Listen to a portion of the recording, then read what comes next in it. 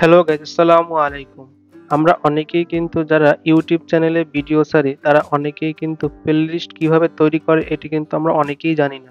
এটি কিভাবে করবেন? ধরেন আমরা যেমন আমাদের চ্যানেলে যখন ভিডিও ছাড়ি কোনো, সেই ভিডিওগুলো কিন্তু আপনারা একটি আকারে রাখতে পারেন। ধরেন আপনি ফেসবুক আকারে ফেসবুক ট্রিক দিয়ে ভিডিও বানাচ্ছেন বা ইউটিউব চ্যানেলের সেটিং সম্পর্কে দেখাচ্ছেন। এই ধরনের ভিডিওগুলো আপনারা একটি চ্যানেলে বা একটি প্লেলিস্ট তৈরি করে রাখতে পারেন। সেটি কিভাবে আপনারা করবেন? ধরেন আমি এখান থেকে আপনাদের একটা জিনিস দেখাচ্ছি। ধরেন আমরা এখান থেকে কতগুলো প্লেলিস্ট দেখতে পাচ্ছেন। এখন যদি আমি এখান থেকে এই Facebook ট্রিক্স অ্যান্ড ট্রিক্স এখানে ক্লিক করি, তাহলে দেখতে পারবেন এখানে কিন্তু আমার Facebook সম্পর্কে যত সেটিংস বা ট্রিক্স সম্পর্কে সেগুলো কিন্তু ভিডিও কিন্তু এখানে সামনে চলে আসছে। এখন আপনি কিন্তু এখান থেকে ধরেন একটি ভিডিও দেখলে কিন্তু আপনার সামনে কিন্তু এই একই রিলেটেড অন্যান্য ভিডিও কিন্তু চলে আসবে। আপনি কিন্তু সহজেই কিন্তু সেটি পেতে পারেন বা আপনারা যারা ছোট, ছোট কনটেন্ট ক্রিয়েটর আছেন তারা কিন্তু এই ভিডিওগুলোর মাধ্যমে কিন্তু দেখতে পারেন বা বুঝতে পারবেন, অন্য মানুষকে শেয়ার করতে পারবেন। এভাবে আপনি কিন্তু এখানে প্লেলিস্ট তৈরি করে রাখলে আপনার কিন্তু ভিডিও দেখে মানুষ কিন্তু আপনার একটা ভিডিও দেখতে আসলে কিন্তু আপনার বাকি অন্য ভিডিও কিন্তু দেখতে পারবে। এজন্য কিন্তু আপনাদের প্লেলিস্ট তৈরি করে রাখা কিন্তু ভালো, এবং যারা ছোট, ছোট কনটেন্ট ক্রিয়েটর তাদের যদি সাবস্ক্রাইব বা লাইক দরকার তারাও কিন্তু প্লেলিস্ট তৈরি করে রাখতে পারেন। এখন কথা হচ্ছে এটি আপনারা কিভাবে করবেন সেটি দেখাবো এই ভিডিওটির মাধ্যমে। তার আগে বলে নিই, হে গাইস, আমি আছি Saiful Islam. SI take unlimited 7223 এর পক্ষ থেকে সবাইকে জানাই শুভেচ্ছা। আপনি যদি আমার চ্যানেলের প্রথম হয়ে থাকেন তাহলে আমার চ্যানেলটিকে সাবস্ক্রাইব করে অল বাটন ক্লিক করে রাখবেন। তাহলে আপনার কাছে প্রতিদিন এ ধরনের নতুন নতুন ভিডিও চলে যাবে। Let's go.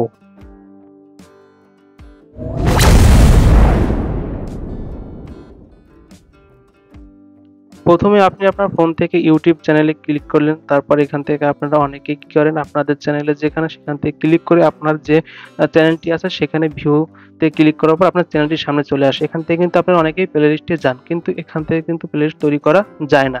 সেটা কিভাবে করবেন সেটি এখন দেখাবো। তার জন্য প্রথমে আপনি কি করবেন, আপনার ফোন থেকে আপনার যে ইউটিউব চ্যানেল সেখানে ক্লিক করার পর আপনার পাশে যেখানে ইউ বা আপনার চ্যানেলের যে আইকন আছে সেখানে ক্লিক করবেন। এখানে ক্লিক করার পরে তারপর এখান থেকে দেখতে পাবেন কিন্তু লেখা আছে প্লেলিস্ট নামে একটি অপশন, যেখানে লেখা আছে প্লেলিস্ট, পাশে একটা প্লাস আইকনের মতন আছে। আপনি এখানে দেখতে পারবেন, সেই প্লাস আইকনটার উপর একটা ক্লিক করবেন। এই অপশনটি ক্লিক করার পর এখান থেকে দেখতে পারবেন কিন্তু লেখা আছে নিউ প্লেলিস্ট টাইটেল, বা নিচে লেখা আছে ভিজিবিলিটি একটা অপশন আছে। আপনি এখান থেকে টাইটেলস বা ভিজিবিলিটি চেঞ্জ করতে পারেন, প্রাইভেট আছে, এখান থেকে আপনারা পাবলিক করে দেবেন যাতে সবাই যেন দেখতে পারে। আমি এখান থেকে পাবলিক করে দিলাম। তারপর এখান থেকে টাইটেল, আপনি যে টাইটেলটি দেবেন সেই টাইটেলটি এখানে বসিয়ে দেবেন। আমি এখান থেকে আমার একটা টাইটেল আমি সেটি এখান থেকে লিখে দিলাম এডুকেশনাল ট্রিক্স। আপনি আপনার মতন করে যেটা লিখবেন সেটি এখানে লিখে দিবেন। তারপর এখান থেকে দেখতে পাবেন লেখা আছে নিচের দিকে একটা অপশন যে কোলাবোরেটরস। এই অপশনটা হচ্ছে যে আপনি যদি কারোর সঙ্গে যদি সহমতভাবে তৈরি করতে চান,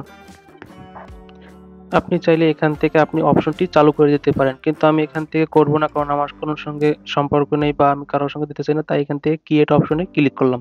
ক্রিয়েট অপশনে ক্লিক করার সঙ্গে, সঙ্গে আপনি দেখতে পাবেন এখানে কিন্তু আপনি যে টাইটেল দিয়েছিলেন এডুকেশনাল ট্রিক্স সেই অপশন চলে আসবে। তারপর এখানে এড ভিডিওস এই অপশনে ক্লিক করবেন। এই এড ভিডিওস এ ক্লিক করার পর এখান থেকে আপনি যে ধরনের ভিডিও প্লেলিস্টে তৈরি করতে চান, আমি এখান থেকে আমার নিজের ভিডিও ধরনের টেস্ট করতে চাই। তাই আমি এখান থেকে আমার যে ভিডিও বা আমার যে আ চ্যানেলের নাম সেটি লিখে এখান থেকে সার্চ করলেই আপনারা দেখতে পারবেন আমার যে চ্যানেল সেই চ্যানেলটি চলে আসবে। সেখান থেকে আমি যে টিউটোরিয়াল বা যে ধরনের ভিডিও দেখে বা করি এবং যে ধরনের ভিডিও আমি এখান থেকে ছাড়তে চাই সেটি সামনে চলে আসবে।